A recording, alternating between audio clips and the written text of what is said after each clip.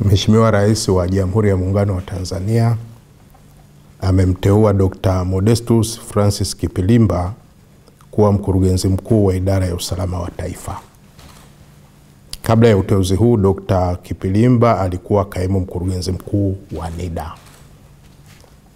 Aliyekuwa na kaimu nafasi ya mkurugenzi mkuu wa Idara ya Usalama wa Taifa, ndugu George Madafa, ameteuliwa kuwa balozi na nchi anayokwenda itatajwa baadaye.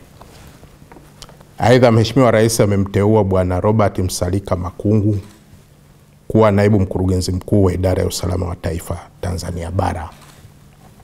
Kabla ya uteuzi huu, Bwana Robert Msalika alikuwa afisa katika ubalozi wetu wa Tanzania Addis Ababa, Ethiopia.